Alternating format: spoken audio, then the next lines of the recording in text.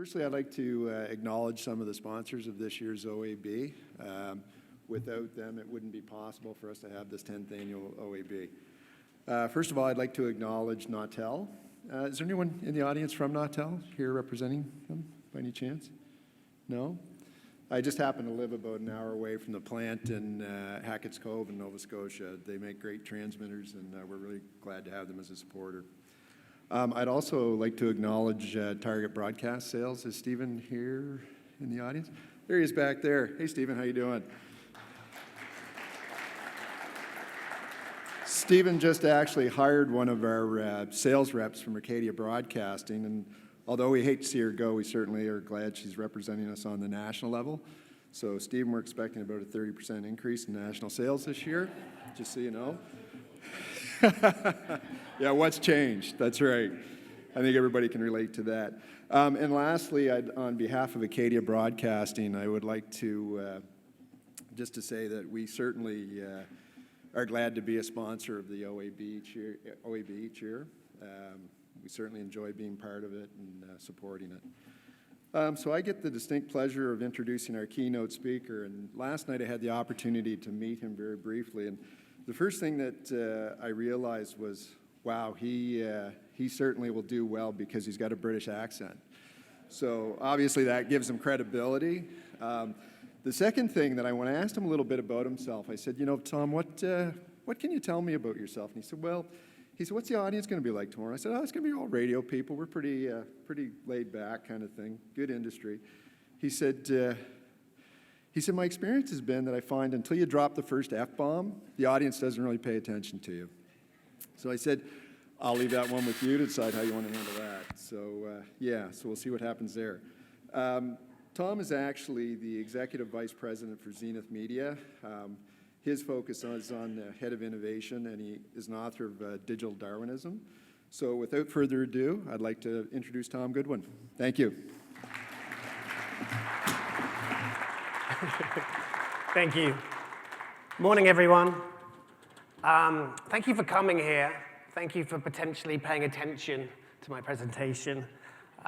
It's very hard to hold people's attention these days. So what I do is I put a lot of slides into every presentation, and I go through them quite quickly. So you're all going to get a copy of this presentation. You don't have to take any photographs of the slides.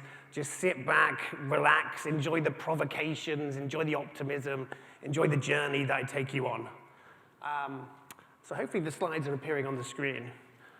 So this presentation is called The Future of Radio Broadcasting in the Post-Digital Age. And the idea here is there will be a period in the future where we no longer use the word digital. It will just be something which is expected, which is normal. So I'm going to make some journey that takes us towards that future scenario. I'm going to tell you what it means for your business.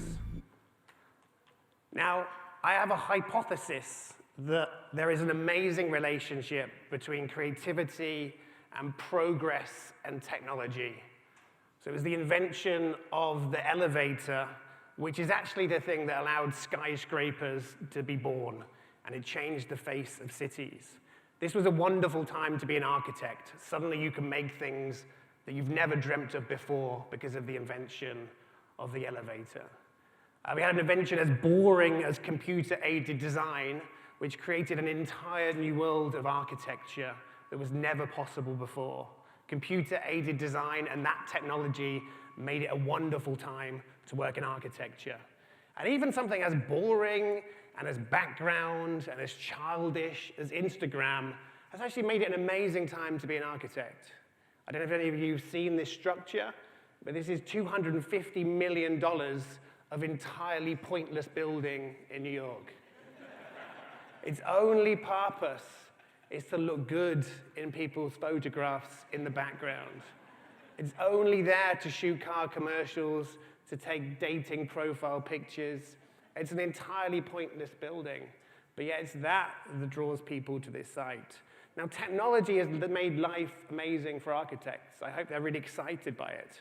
But as I go around my normal everyday life, we've had things like the internet. We've had the smartphone. We have all this data. And I don't sense that as an industry we're that excited by it. As I routinely see my clients, whether they're in banking or retail, most of them act as if they wish the internet had never happened. Like most of them seem like they'd rather wait until they can retire rather than doing something about it.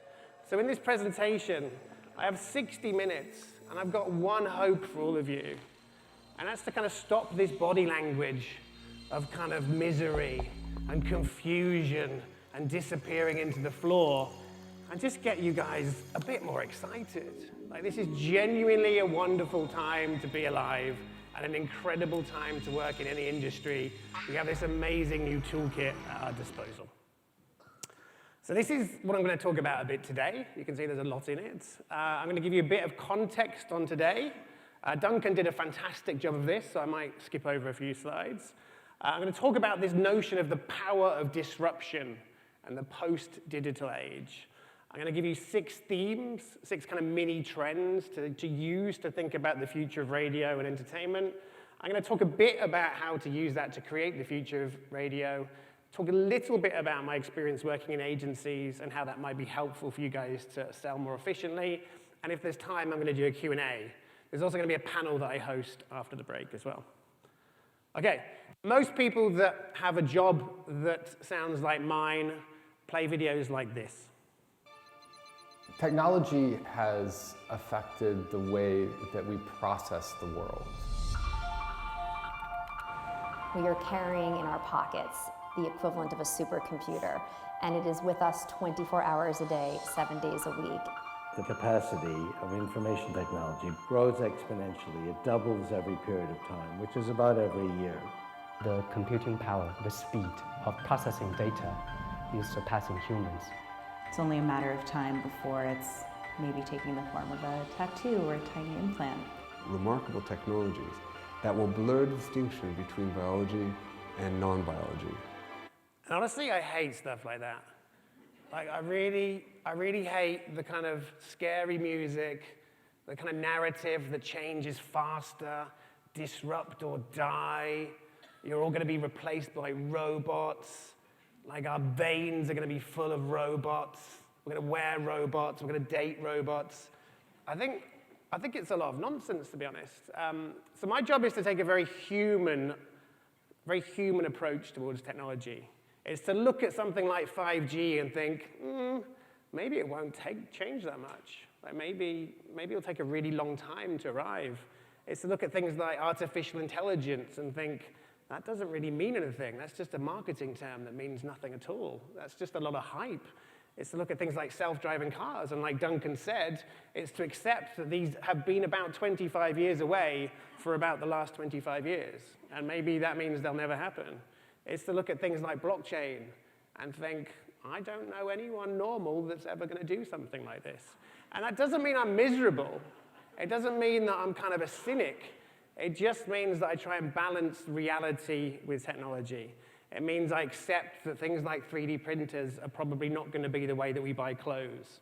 Like, a really good way to buy clothes is to go into a store and see something you like and buy them, not download a print and print it at home. So a big part of my job is focusing on what's changed and what has not changed, because the crazy thing about the world is pretty much everything is the same. If you walk around streets and you try and find signs of change, you see tiny little ones. This is a train station in Milan, and you can see these various different delivery drivers coming in from the suburbs, and they're going to be delivering food to people. This is not catastrophic change. This is not a future scenario of transhumanism. These are people delivering food. We get dockless bicycles, so you can now commute in a different way. These are quite small things. You now get vast letters for some reason. People love building vast letters so you can put them on Instagram. These are the changes that I see in the world. And actually, if you look at most scenarios, this room right now, like we are all here in person. I'm not like a hologram. Like, you are all physical human beings. You probably came here by cars, and you probably drove here yourself. You probably stayed in a hotel room and watched TV. Like, your life is not radically different. You've not had anything delivered by a drone yet today. So I try and get this comparison between let's look at the things that really are changing and let's look at those that are not. And what of these changes matter and what don't?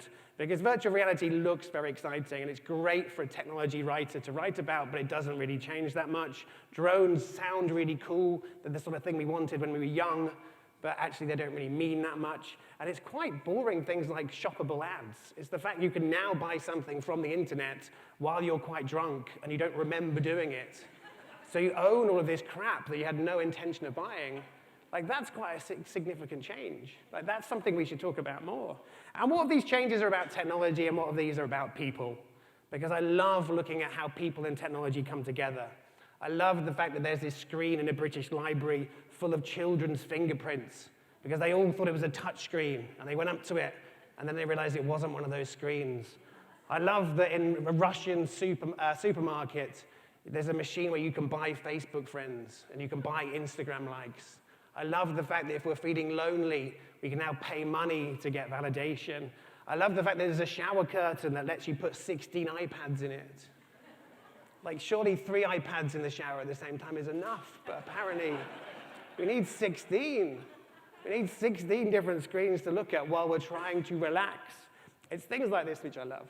And my job is to create the right amount of paranoia and the right amount of provocation, because some of our clients need to be woken up. They need to see how the world is changing, and some of them need to be reassured that blockchain is not going to kill their business, 5G won't change their business model, that they should just be a bit more relaxed about stuff. So I write for all these places, and I do work for Publicis Group, especially for Zenith Media, advising our clients. So a bit of context. The internet has basically had 3 phases. The media world before the internet didn't change that much. If you look at all of the share of global advertising revenue and how it's segmented, before about 2005, nothing really changed. Then the internet came along, and it basically completely ate all of print. The first thing that the internet did was destroy print. It didn't touch TV, it didn't touch radio, it didn't touch outdoor. And now we're in this weird third phase where actually the shares have not changed that much, but mobile has basically grown the entire media industry. There were moments where we used to talk to people, and now we check our phones. There were moments where we used to wait for a bus and think about French poetry, and now we check our phones. Like, every moment in our life where we feel a tiny bit lonely, we now check our phones. And that's created a vast amount of incremental media, but it actually hasn't changed that many industries so far. Like, the print world was decimated before, TV's still quite happy, radio's quite happy, outdoors quite happy. It's going to be interesting to see what happens next. If you look at media spend in Canada, and I won't go over these charts properly because Duncan did a better job, but you can see it's a pretty healthy situation where year on year since 1980, the amount of media money spent in the country has gone up. What we tend to find is that the time that you spend with a media and the amount of money that's spent on that channel tend to correlate quite well. In markets like the UK, in Germany, in the US, you tend to find a very similar percentage ascribed to both. When there is more money spent on a channel than there is time, often because it's a very luxurious or tactile or visual media, something like print and outdoor always do quite well. Often when there's less money spent on it, it's because it's just audio, or you can't act on it as quickly. But what I find quite interesting is in Canada, you actually see there's quite big disparages between the amount of time that you spend with media and the amount of money that's spent. You can see in particular that something like digital newspapers and magazines are very over-indexed, where unusually TV and radio are under-indexed. That means there is ample opportunity for you to leverage the time that people spend with your media to gain more advertising money. That does not mean the industry is in a bad state of affairs. Like, it's quite interesting if you look at the industry operating revenue in Canada for all of radio. You've had this very stable journey so far. But this is not a time to panic.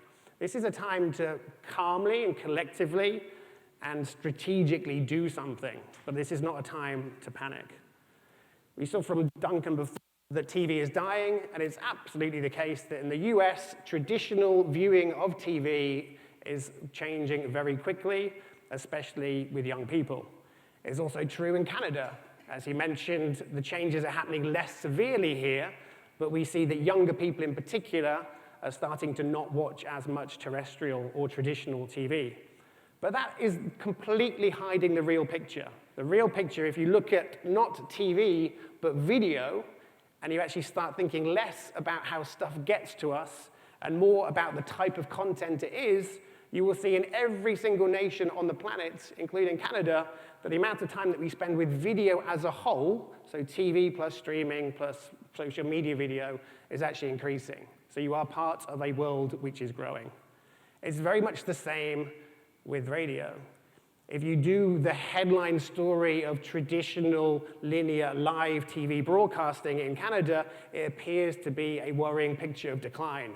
If you think instead about the amount of hours spent tuning in to streaming and radio, it is a market of growth. And this is a very important thing. A key thing that should become clear during my presentation is that the world of digital is an opportunity, and for you guys, it's a wonderful new world to produce material and distribute material through and to monetize. But at the same time, that gives you many more opportunities to do more interesting things in that space, so that can become your future. You'll see that there's this tipping point between traditional media and digital media. So if you add up the entire amount spent each year in all traditional channels and all digital channels, there's a tipping point happening about this year where suddenly digital becomes the primary media channel. And it's fun to compare this with other countries because that point of crossover is happening this year in Canada. It happened many years ago in China, because China is a country built for the future. And there are markets like Germany where maybe it's never going to happen if you look at those lines. So it's good to see where you are in the context of the world. You are an advanced nation that's going through a very predictable and very likely change. Okay, so chapter 2. This is about the notion of disruption and the post-digital age. So generally what happens when any form of new technology arrives is we apply it to what we have before. It's very, very, very hard for us as a species to really imagine something that's never existed before. So we have a lot of muscle memory. So the very first horseless carriages were identical to horse-drawn carriages. They just didn't add on the horse at the end.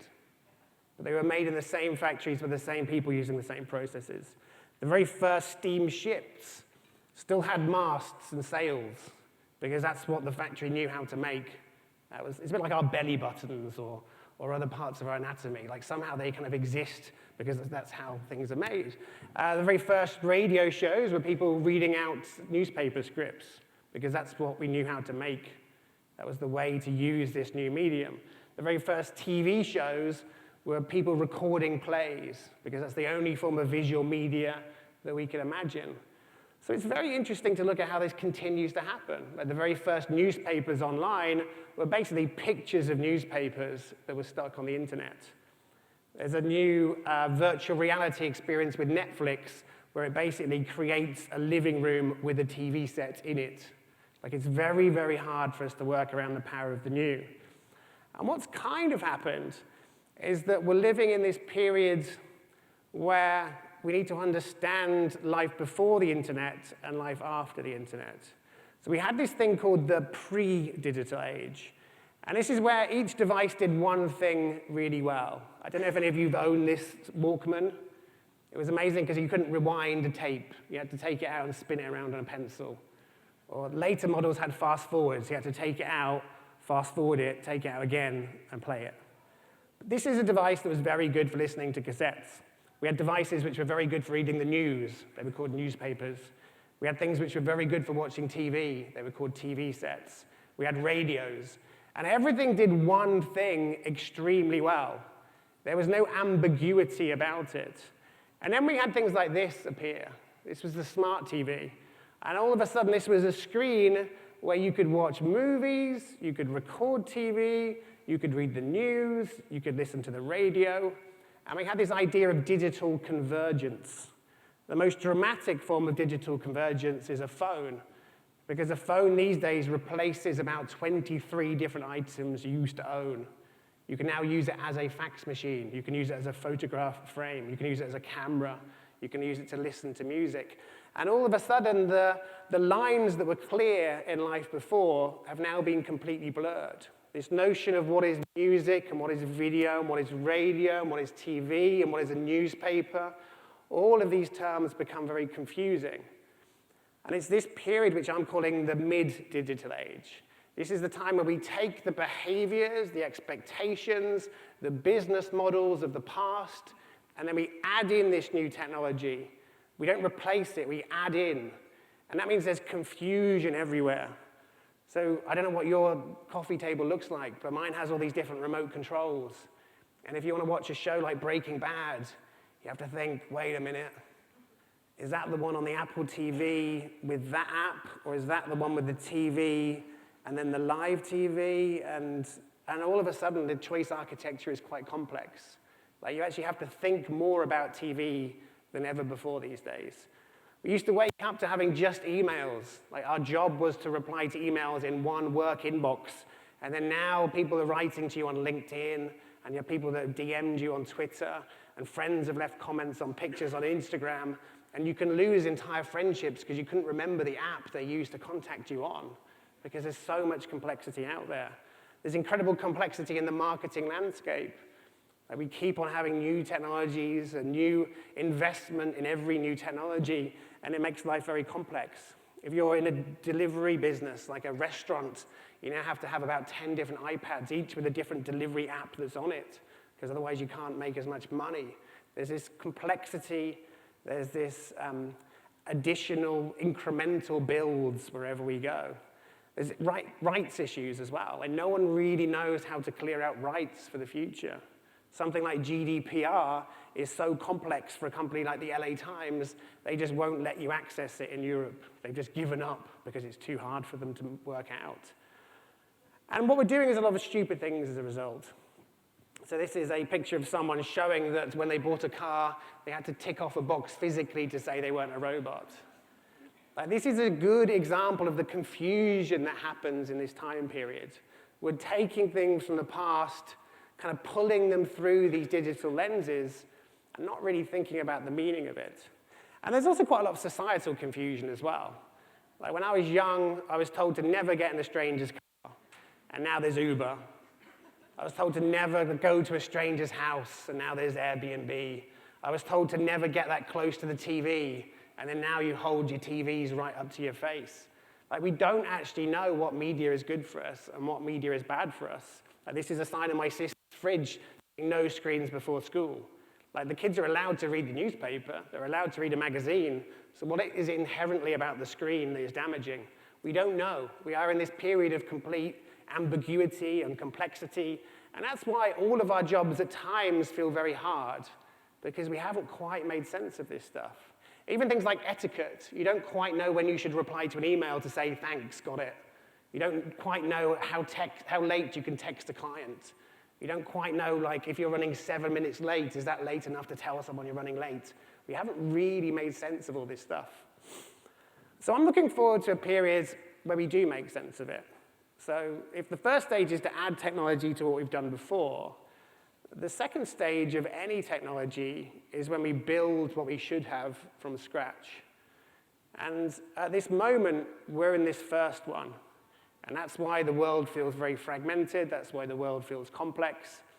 But soon, probably about now, we get to do this. We get to build with new technology based around contemporary consumer behaviors what we should have done. And I think that's extremely exciting.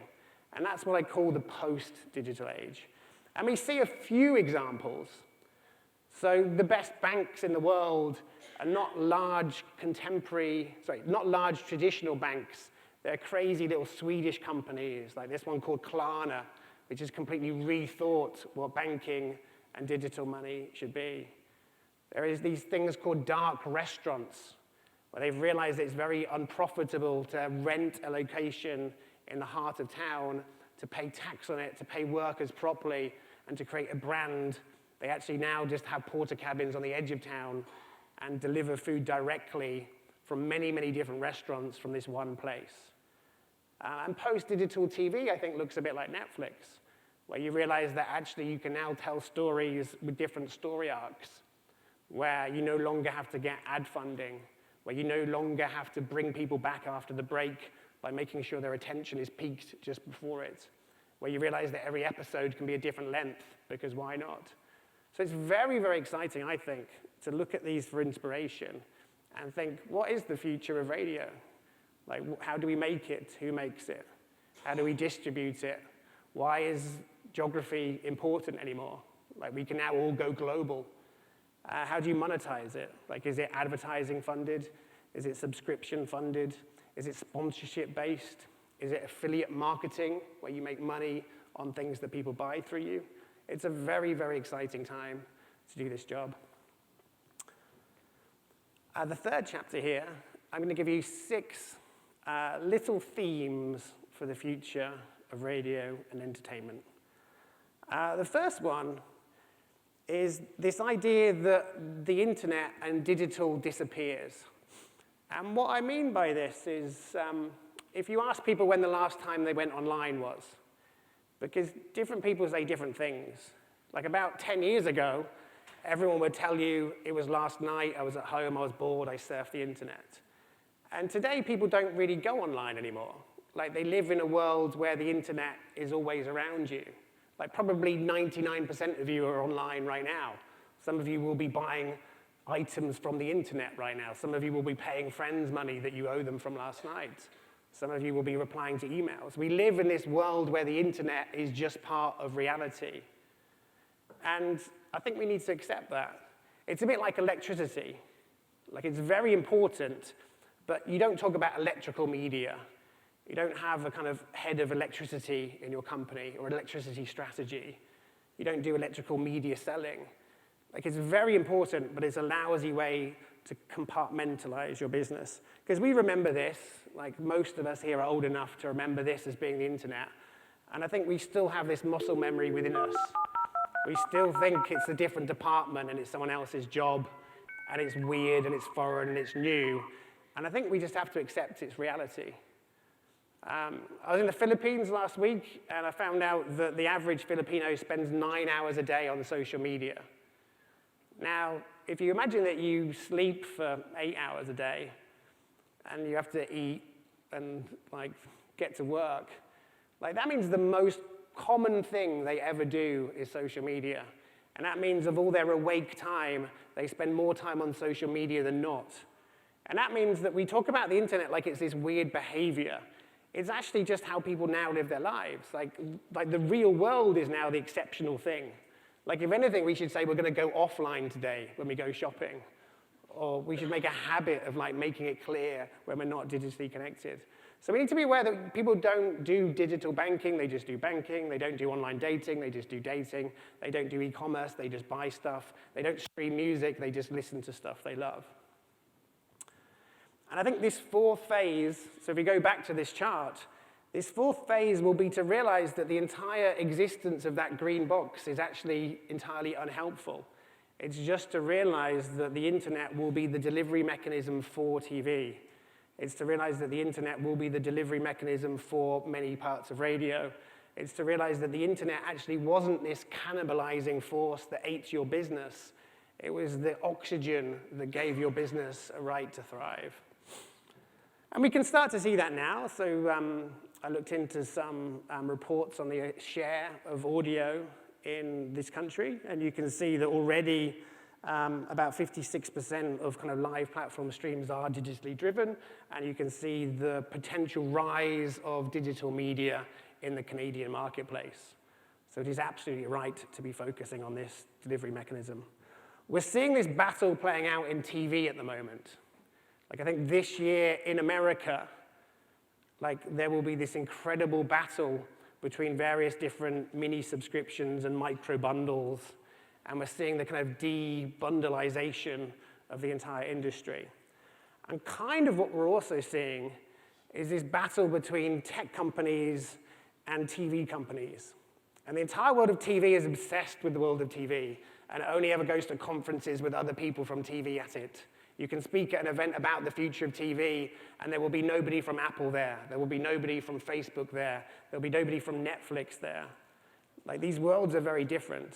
You can go to a social media event and you can talk about the rise of Facebook Watch or Instagram TV or TikTok or LinkedIn video, and there won't be anyone from the world of TV there.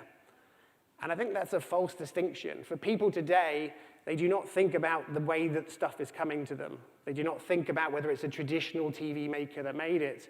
They just care about the stuff that they love. So I think as this battle probably starts to move towards audio, it's great to just realize that people love good stuff. And it's actually much easier for you as an industry that has for decades thrived on making world-class audio content to survive and win than it is for a tech company.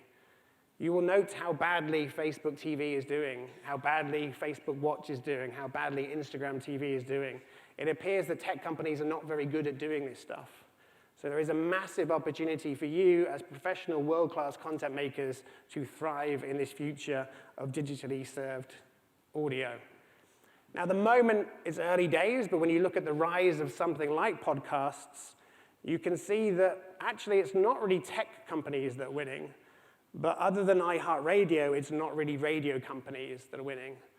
So there's definitely a huge opportunity for everyone to go after in this space.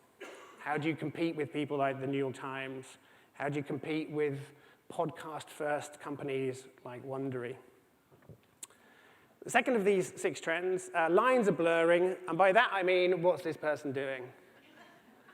Like, we have no idea what this behavior is. Like, is that mobile? Is that video? Is that Netflix? Is that TV? Does it matter? The reality is that all of these lines that we created around print, around outdoor, around radio, around TV, around movies, none of those lines count anymore. Like, you can't actually in any way think about media in those terms. Like, what is this channel? Like a smart speaker with a screen. Is that radio? Is that TV? No one knows. Like, you can't really define what TV is. You can't really say what's TV and what's video. You can't really say what's video and what's social. Like, all of these terms are terms that we've created to try and make sense of the world because they used to make sense, and they mean nothing for people. You can't explain what TikTok is in any old-fashioned words. And the same is true for radio. Like, this notion of what's radio, what's streaming, what's podcasting, for a person, it's just stuff in their ears that they love. And within this ambiguity, I think, lies opportunity. The less that you can be obsessed with how you how you segment, and the more you are obsessed with how you entertain and dazzle, the better. Because actually, everything's kind of becoming one of two things. It's either a black rectangle that is a different type of distance away from your face, or it's some form of sound that you consume in a different context. Like, actually, a smart speaker is just another way to listen to stuff you love. Bose with AR audio is just another way to listen to stuff that you love. Your car with Apple CarKit or Android Auto is just another place to listen to stuff you love. So let's kind of stop being obsessed by forcing ourselves to segment this and instead just focus on the amazing content that we can make. But there is another wonderful thing about digital. So while it provides us with many more opportunities to distribute it, it also allows us many new ways to formulate what advertising becomes. We can now place ads dynamically. We can now get people to interact with advertising. We can now target people addressably and also by context. And this raises interesting questions about what you can measure and what you can create. And we're going to be discussing that more in the panel afterwards. Chapter 3, peak media. This is a personal Tom Goodwin opinion. It's not a Zenith Media opinion. But I wonder how much media we can actually consume. Like, every single year of our life, we've consumed more media than the year before. And this has happened in every single country on the planet. And I am now getting to a point where, as a person, I wonder if this will continue. Like, are we getting to the point where it's going to become popular to leave our phones at home? Are we going to start having things like Apple Watches so that we don't get distracted by our phone the whole time? Will we see the rise of mindfulness and yoga and all that kind of stuff as a way to try and claw back like our attention and our sanity? Like, will we start to pay for media with subscriptions and to increase using ad blocking because our attention is very valuable? So while every single kind of future trends agency, including Deloitte, will say that there's going to be more media next year and the year before. I'm wondering on whether that's true. I'm wondering if perhaps we'll start to see a very slow retrenchment of media. I'm starting to think that media might start to become more expensive. I'm starting to think that we're going to start paying for it more. Like, you can actually already see this in the Canadian marketplace, where the growth of revenue that comes from subscriptions has been notable, whereas the growth of revenue that comes from advertising has been in decline. And I think the fact that people are willing to pay for Netflix, the fact that people are willing to pay for the New York Times, the fact that people are willing to install ad blockers means that we have to be receptive to the idea that there will not be more media, there will not be more inventory. And that actually becomes a good thing for you. That actually means that the cost and the value and the meaning of your inventory goes up, and scarcity does wonderful things for prices. The fourth, this idea of intimate data. We now have devices that we hold very closely to ourselves. If someone steals your mobile phone, you basically lose your brain for the few days before you get a new one. You can't even find your way home. You can't phone your parents. You can't remember your own birthday or your own name. Like, it's all in your phone. And there's something amazing about how personal it is. Like, our phones know where we are, what we're planning on doing. They know what the weather's like. And we now have these devices which are incredibly personal and very intimate. So while the world talks a lot about big data, it's actually more interesting to think about intimate data. Like, how can we use this very precise knowledge of people? We now stick screens on our heads. This is my dad. Like, something like virtual reality is a very sort of intimate experience. It knows very intimate things about you. Something like a smart speaker is extraordinary. Like, we've invited devices into our homes that listen to every conversation that we have.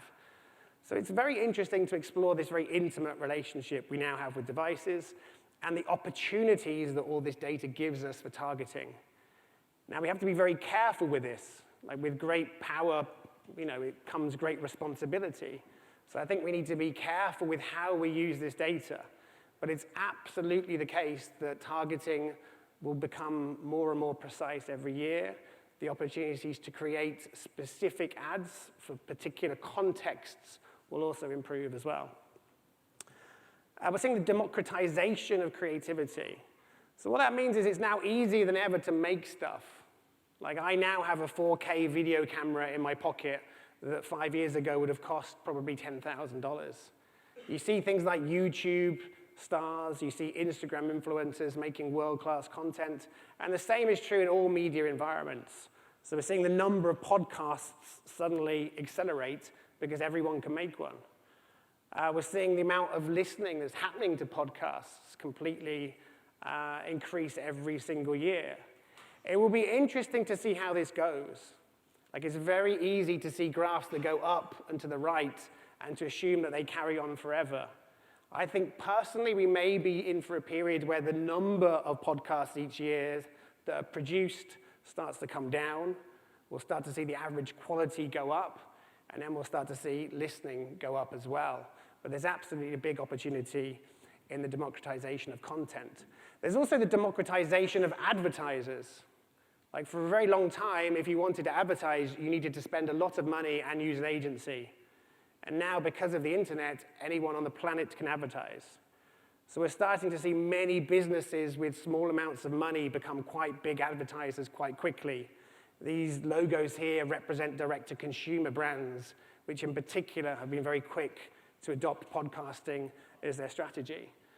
But we also see every digital platform have an incredible number of clients. Like, Facebook now has 7 million advertisers.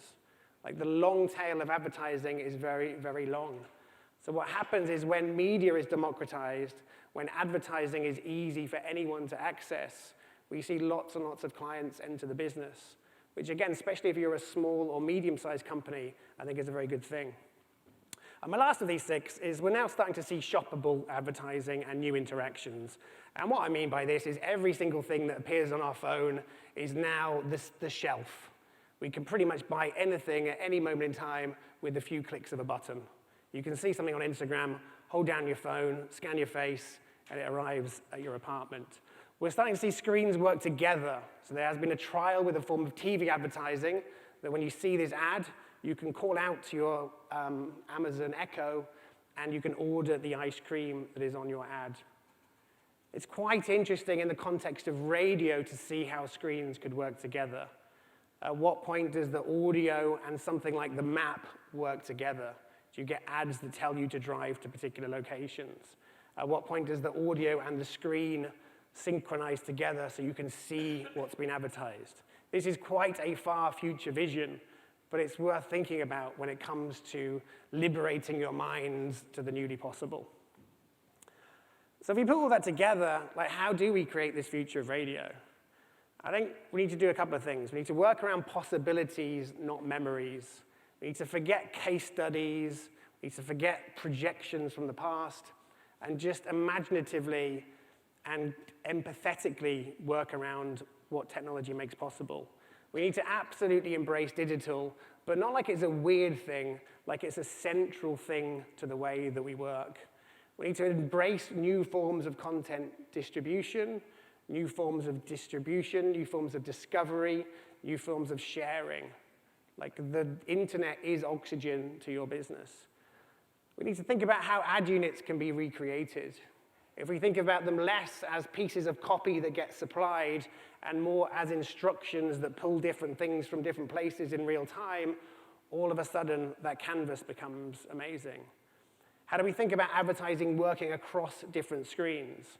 Radio in particular works very well with other forms of media. Radio and TV work brilliantly together. Radio and print work brilliantly together. How do you make advertising that spans these different screens?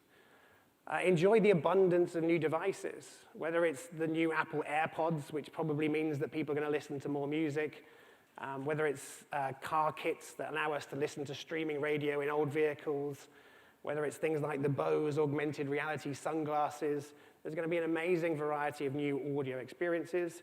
This then allows you to tap into digital budgets. Like, I know this is the key question for this event. How do you, as radio, start to use some of the learnings from the digital space, use the data, use the targeting, use their attribution modeling to steal some of their budgets? You can now be open to new content makers.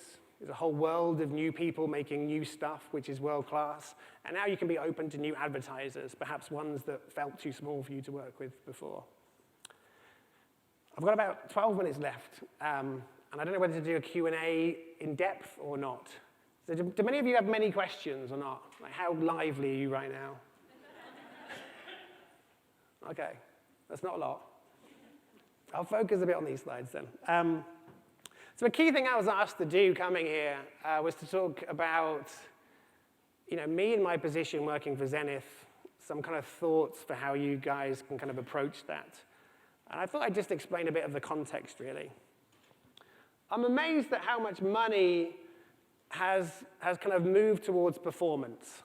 Like, we have entered this environment where marketing directors in particular feel a lot of pressure to show in real time how things are performing. I entered the world of advertising in 2001, and then we didn't know anything about how our ads did. We would put out a big TV ad for Pedigree. 6 months later, we'd see that sales went up. And the only data that we had was, 1, the client liked the ad, 2, the client's wife or husband liked the ad, and 3, Pedigree sales were up. And we lived in this world of complete darkness. And the pendulum has swung massively to the other side, where now every single form of media is supposed to somehow have an ROI attached to it. And we're supposed to figure out precisely what that print ad did, and what that radio ad did, and what changing the copy there did. And we live in this world where we assume that somehow everything that matters can be measured, and we assume that if it can be measured quickly and cheaply, then that's a very good thing because it allows us to defend our job.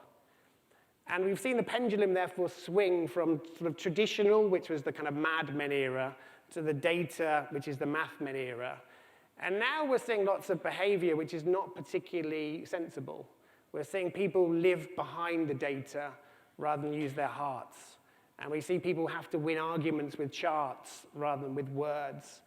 And I think we might start to see that pendulum swing slightly back towards the middle. We'll start to see that the relentless moving of money towards search, the relentless moving of money closer to where you can attribute success, is actually not particularly helpful.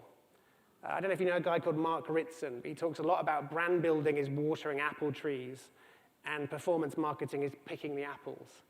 And I think we're in this amazing stage where we've gone from years of watering apple trees to now everyone's just picking apples.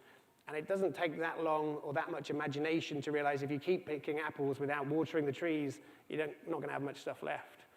So I think we may see over the next few years a kind of move towards more empathy, a move towards more gut-based decisions, and I think that's going to be useful. We've certainly seen this movement towards short-termism. Like every single marketing director has to justify their job in every single quarterly business review. And anything that appears to grow the brand is deemed to be quite excessive. Anything that turns into sales is much more helpful. So we have seen this money move towards short-termism. We may start to see it move back towards a more balanced approach. We're starting to see some signs of that. So there are quotes from Mark Pritchard, the CMO of the world's largest advertiser. He's talking a bit more about a kind of slightly enlightened approach. So to be aware of the possibilities of digital to do micro-targeting, but also to be aware of a more holistic canvas where we need to pull different levers and kind of orchestrate a more holistic campaign. We're starting to see Group M as well. Like, I wouldn't expect to see Group M say this, but there was a well-trafficked blog the other day saying that actually traditional media is becoming quite beloved, and actually there is a movement back towards it. Like, the word traditional is somewhat pejorative. It kind of assumes that somehow we're wearing old clothes and we live in dusty buildings. If we called it well-proven media, if we called it like time-tested media, if we called it media that has worked for, in some cases, 200 years, that's a more helpful way to think about traditional media. If we think about digital media as being this new thing which we haven't yet figured out how to make work, that becomes a helpful way to think about it as well. I'm also aware that radio has more of a perception problem than a product problem. Now, this is work that was done in the UK by a company called Ubiquity. And I'll take you through these slides slowly. But what it shows in every single ranking of what is good, radio is pretty much at the top. In every single ranking of people in advertising's perception of it, it's normally about midway down the table. So how good you are is significantly greater than how good people think it is. And I think a huge part of that is because advertising is full of people like me. Like, it's full of people that live in cities and work in cities, and therefore we don't drive to work.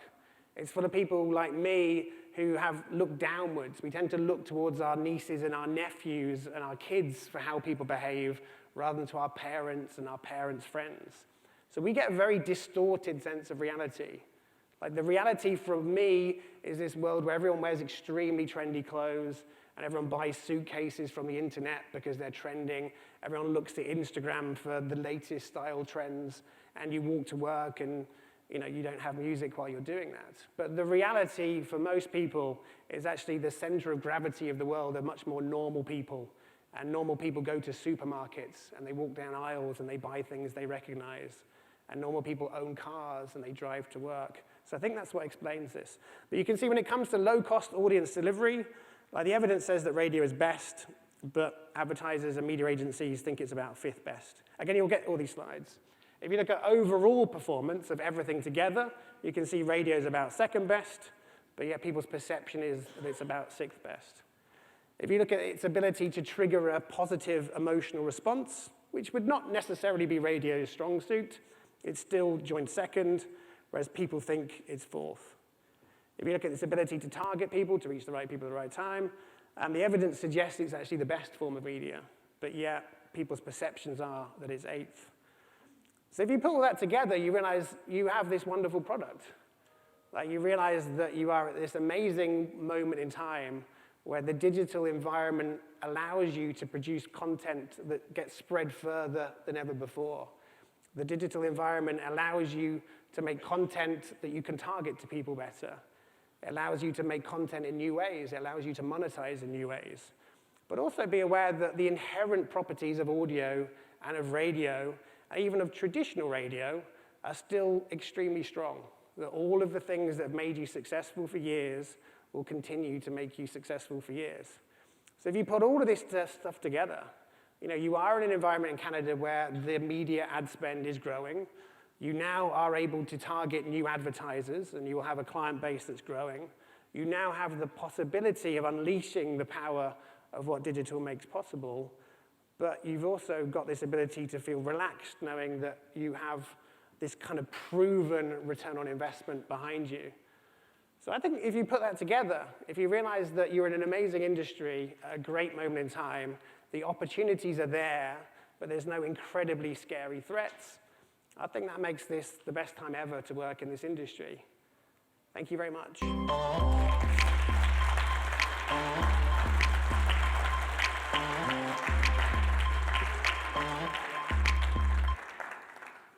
So I can do questions. It's always quite awkward to start with because no one ever asks one. I've got about 5 minutes.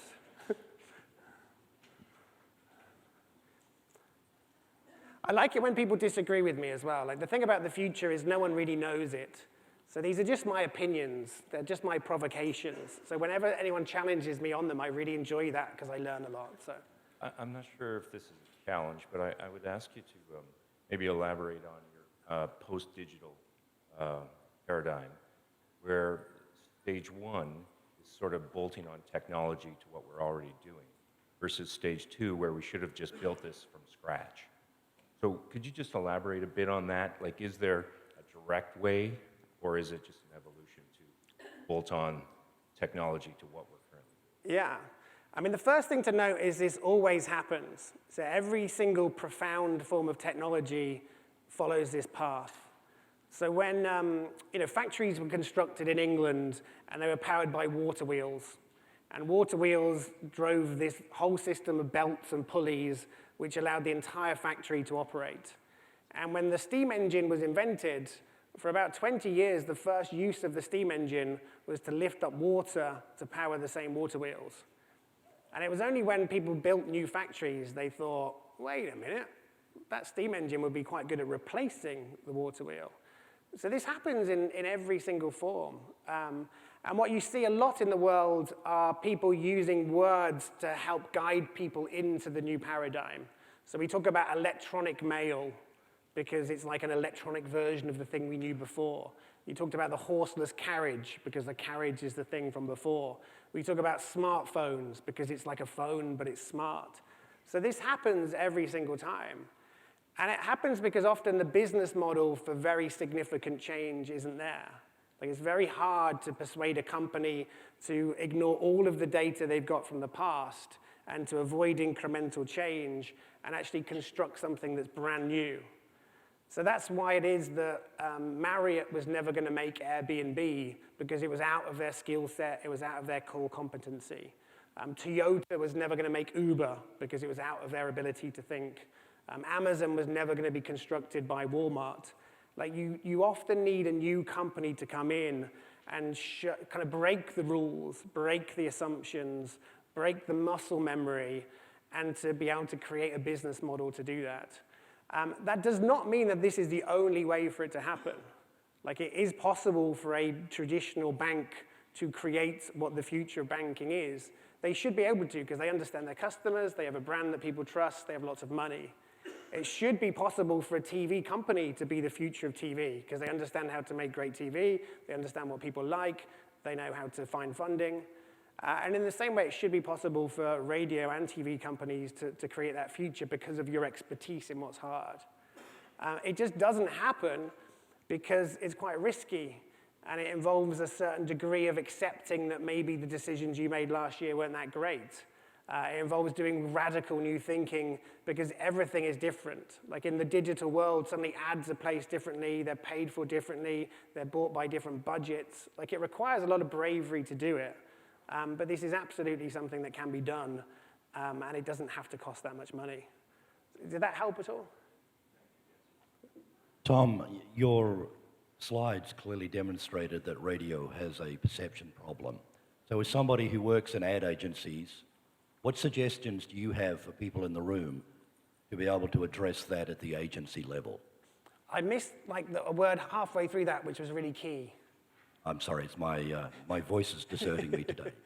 What I said was that your slides clearly demonstrated that radio is the #1 reach medium and is doing very well, but has a real perception problem inside the agencies where they think it's about number 6 or 7. So as somebody who's in the agency world, Yeah. what advice do you have for radio? What do we need to do to better educate these agency people who seem very excited by the next shiny new thing? It's a great question. I think there are two parts to this answer. The first part is, I mean, you should be innovating and embracing the digital age anyway. So this is not a question like print, where print is always going to be printy. You can't change it. This is not like print, where you have to try and sell yourself better. Like, you can also create better products and better services and to invest in things like dynamic ad insertion, et cetera, et cetera. You can do that, and you should do that.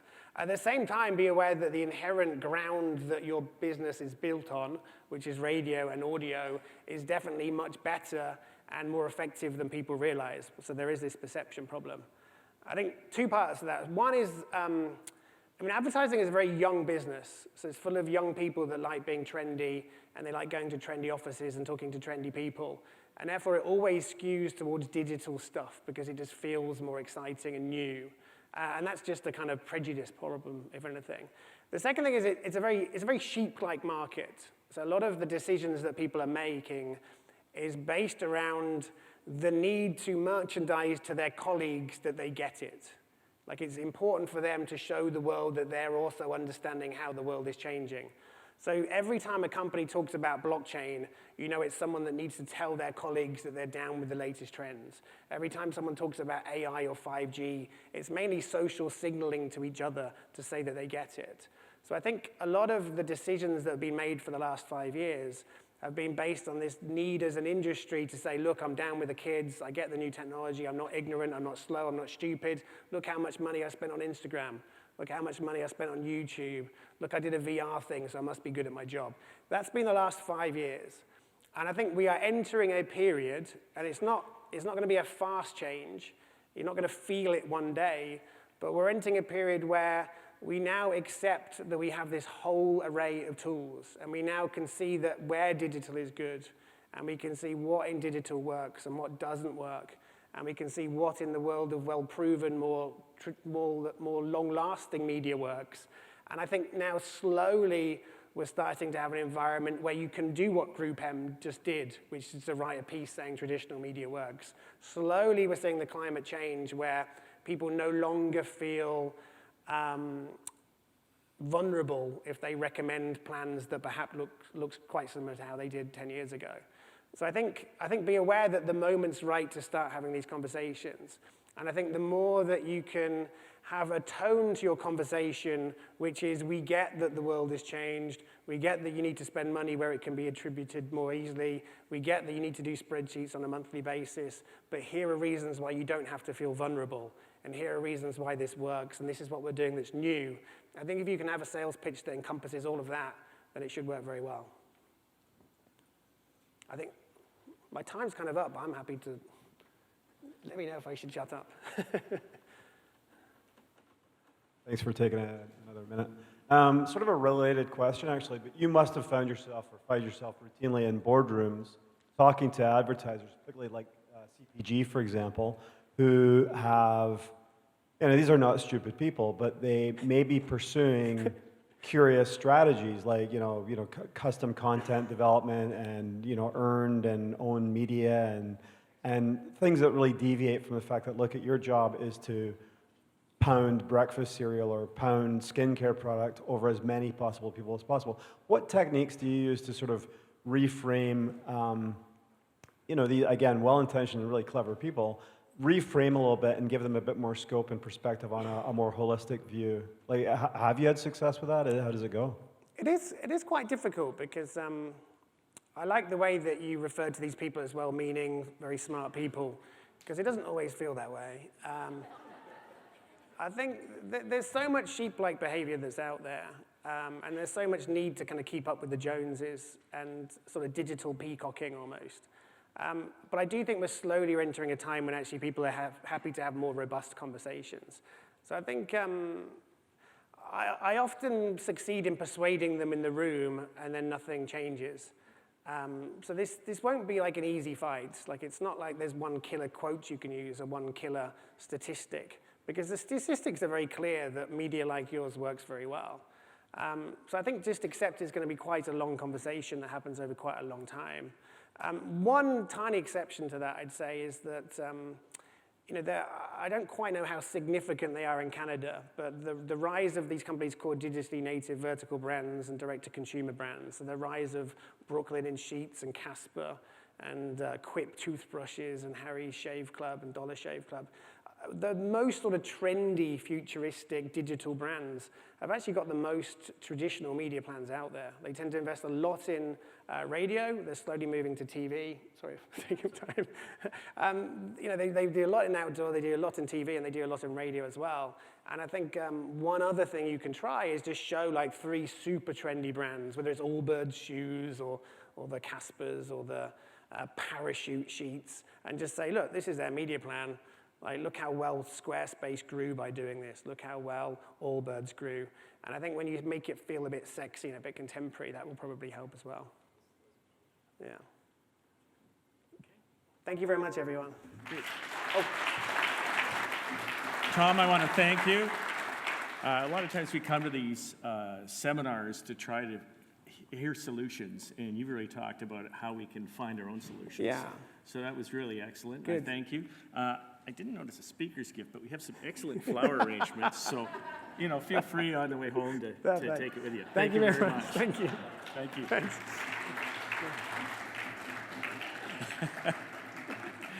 That was great, and I think we're hearing a bit more from Tom a little bit later on. I want to thank our sponsors. Without them, this conference wouldn't be possible. Numeris, I buy some stuff from them. Ron Paley Broadcast, I buy some stuff from them. And this is a little awkward, Central Ontario Broadcasting, because I own them. But thanks to all our sponsors.